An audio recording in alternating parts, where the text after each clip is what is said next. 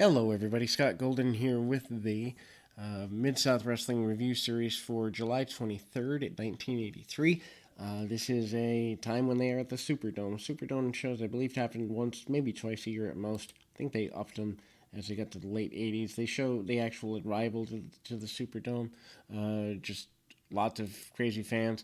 And this is a match where you see a lot of. Personally, I don't like the lighting of the Superdome. It's harder to watch, but we do see Gary Hart along with King Kong Bundy.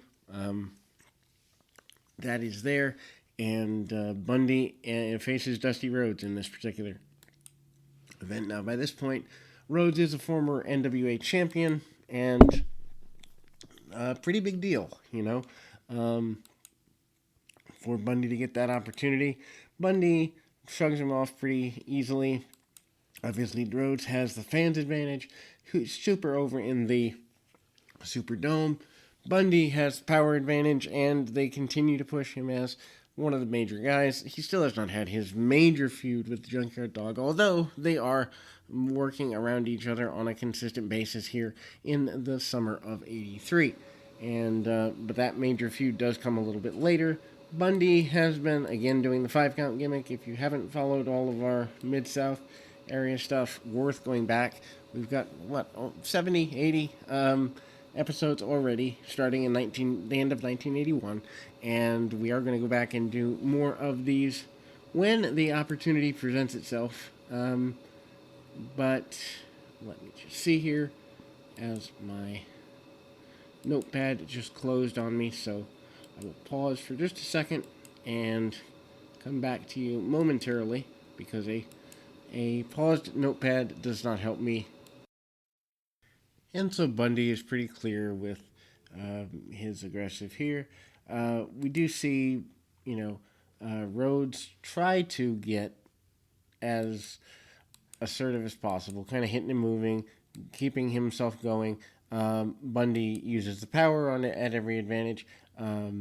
Rhodes gets, into a brawl with Bundy. That doesn't end well for him particularly, but we kind of do see that continuation of, Bundy kind of biting and clawing and getting under the skin of Dusty Rhodes. That's a pretty regular thing. Bundy does manage to get knocked down by Rhodes and almost pretty well knocked out, which is rare because it's the first time Bundy is put in that specific position. We see Rhodes catch him with quite a few punches, and then Bundy takes the referee down to almost avoid loss, although it's made to look as though Bundy is just stumbling around, but it's clear, at least to the announcers, that there's a lack of finish there. Anyway, Junkyard Dog and Hacksaw Butch Reed finally square off. We join that match in progress. Both guys are brawling along. Dog and Reed standing toe to toe with each other, and big back body drop by the Dog. Dog is probably the most over person in Louisiana on that particular day, maybe that particular week. Anyway, Reed manages to hit a shot from the middle rope. Big headbutt by the Dog, and again, we kind of go into it with some, I guess you'd say, trepidations or whatever have you. Dog manages a headbutt and keeps going, keeps on keeping on. Dog actually has developed a beard, which is kind of different for him. And then we kind of see kicks and the basics around the area. Hard shots by the Junkyard Dog, and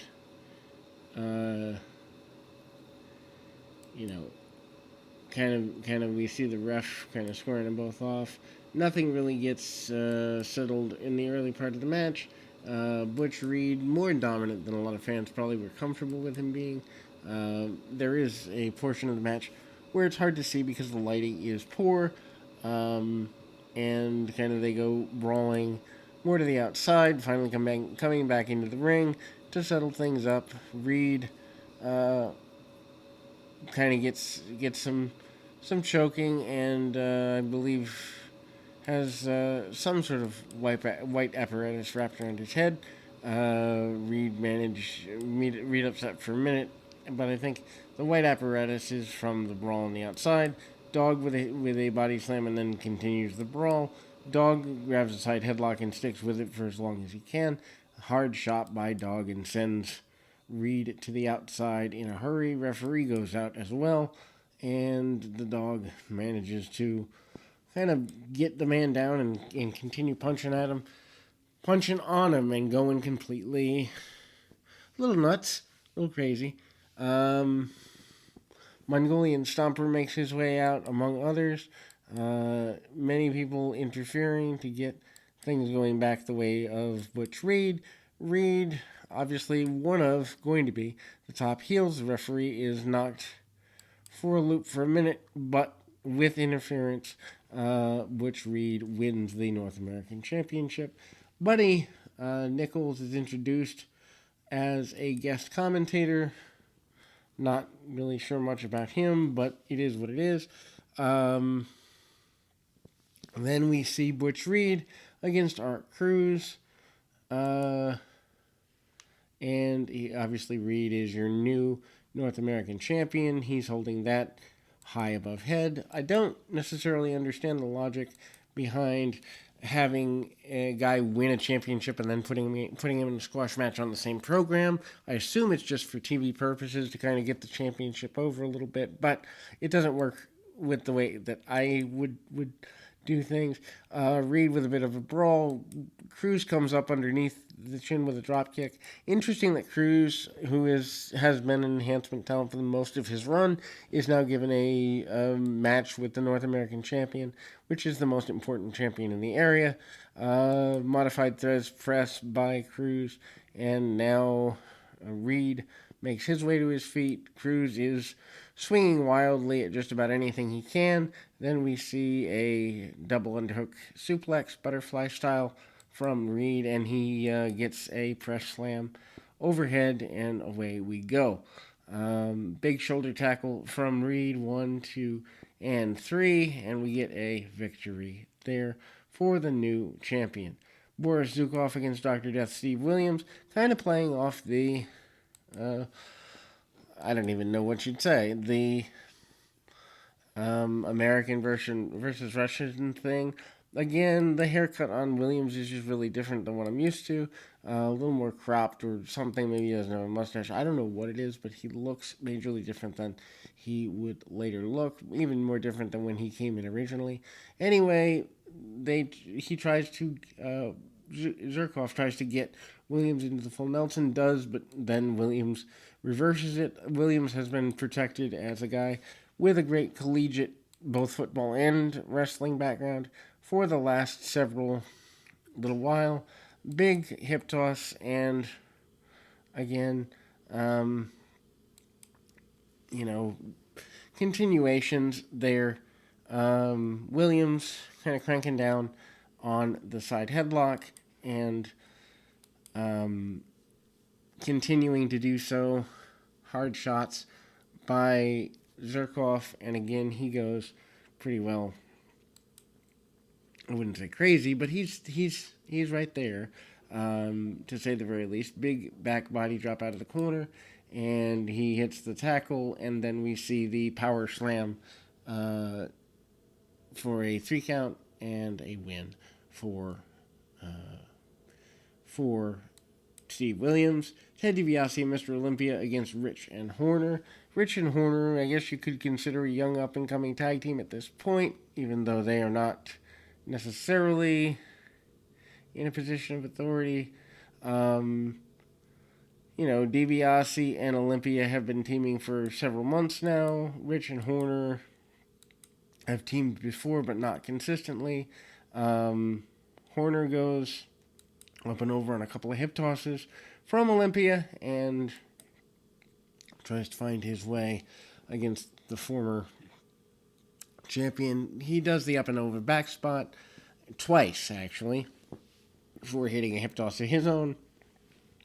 DiBiase finds the same fate, and under the chin, Horner goes and hits a series of about half a dozen drop kicks or so. Um, Hard shots there, and it is somewhat difficult. Horner is under the chin. DiBiase manages to get arm dragged around, and DiBiase and Olympia not looking particularly good here. Shot to the top of the head by Rich on DiBiase, and the match breaks down into all four guys in the middle of the ring. Hard shot right in between the eyes on Olympia by Rich, and it looks like he's going to get a victory, but DiBiase comes back in, manages to hit a back elbow, and cut the ring off on Rich, who, oddly, of the two, I think is a little less over. Anyway, Horner comes back in, and again they go to all four guys in. Backdrop over the top rope, and we kind of see things that way. Big backdrop by Horner, and we see the loaded knee pad from Olympia. Drop kick by Olympia into the arms of DiBiase, who hits the power slam and gets a victory.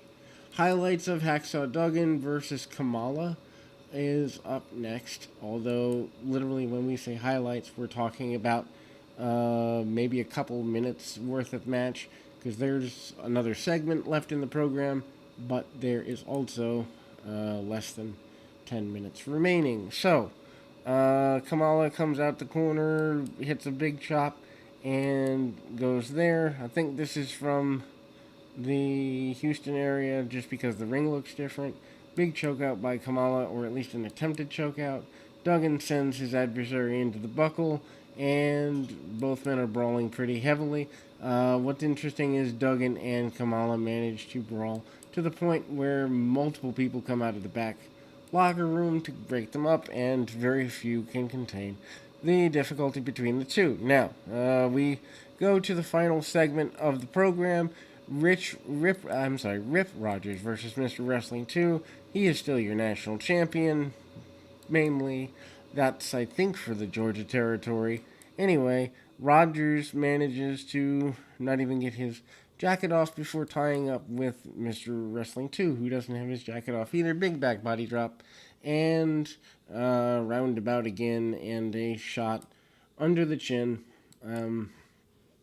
by Mr. Wrestling 2. Then he hits the knee lift, and 1, 2, 3, we're over and out, and we close this program on that note. Till next time, keep your feet on the ground, your mind in the moment.